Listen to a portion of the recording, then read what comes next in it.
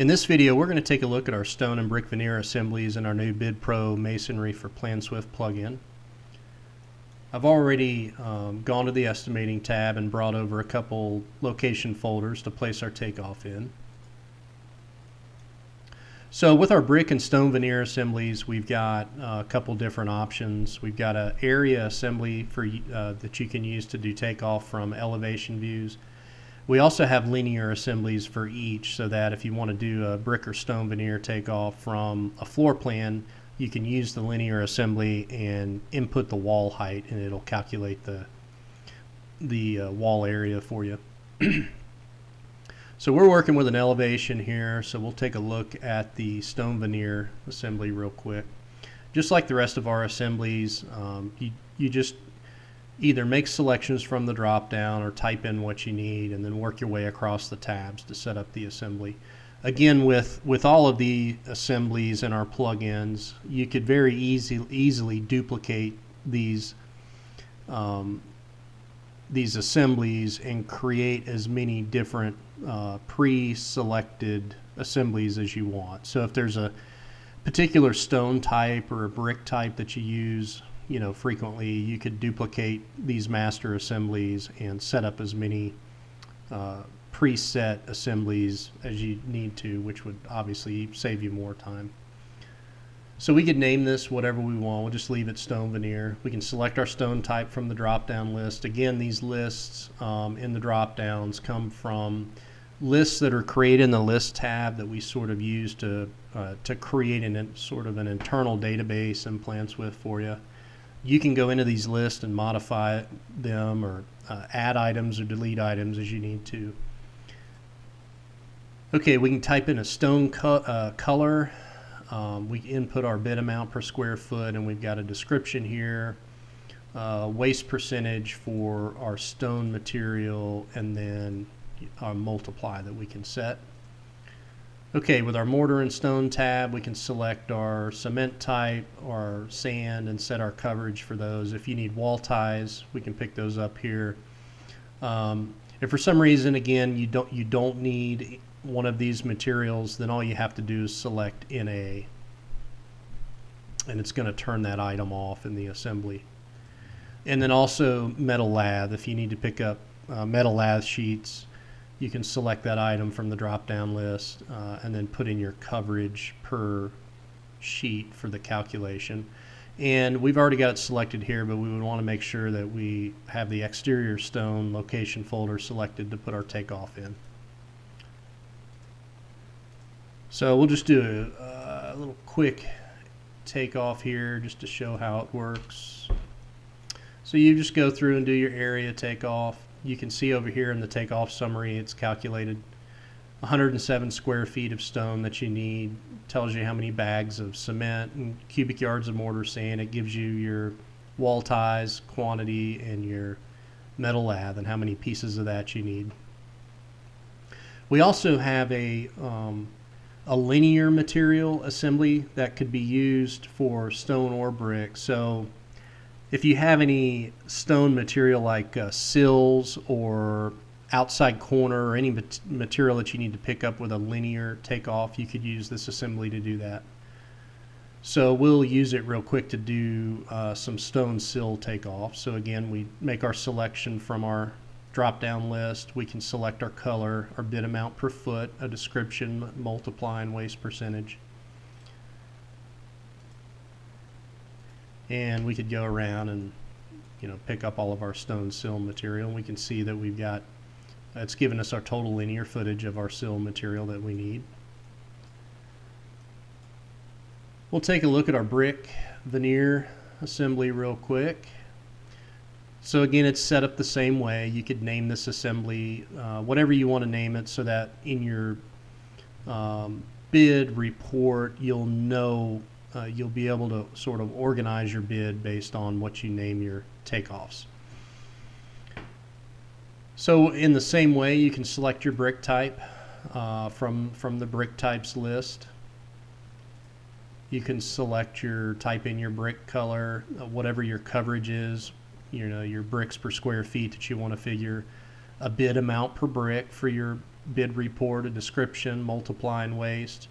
And again, mortar and sand, you can select and select your coverage amounts, and you can also pick up your brick ties if you need those as well. And we'll select the exterior brick folder to place this in, so we'll just pretend like this is brick instead of stone. Okay, so when we take a look at our takeoff summary, it's given us our brick count of our brick type and color, our bags of mortar, cubic yards of sand, and the count on our wall ties. We also have a steel lintel assembly that works pretty well. The way this steel lintel assembly works is it basically is designed to pick up your steel lintel lengths in 6-inch increments. So here we could select our steel lintel type, again, that comes from our list. You can select a bid amount each per lintel, and then a multiply and a pitch as well if for some reason you needed that. And then if you need to be able to pick up your fasteners for your steel lintel, let's say you need to pick up lag screws, you can set your on-center spacing and fastener multiplier. So if you needed 2 lag screws every 24 inches, you could set this to 2.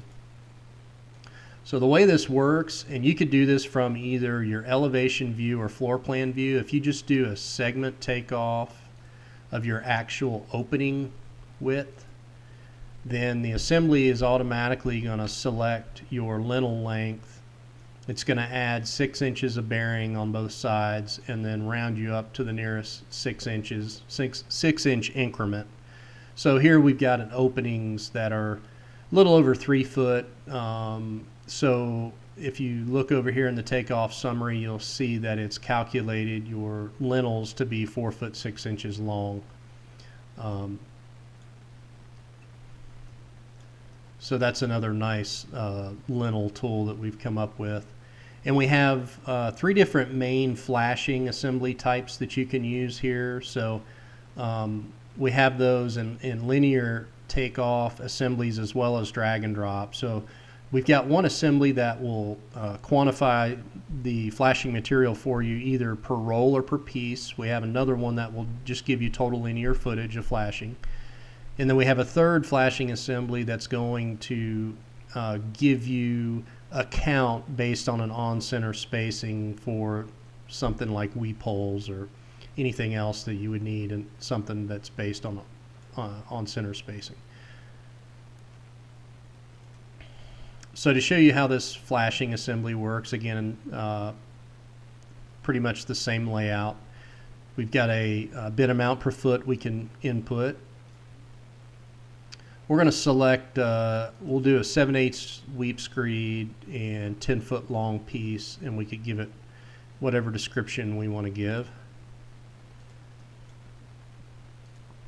So the nice thing about the drag and drop is if, let's say, at the base of the brick, we've got 2 or 3 different flashing materials we need. We can do our linear takeoff for the first one, and then we can just drag and drop onto that whatever additional items we need. So let's say we needed to pick up some mortar net as well.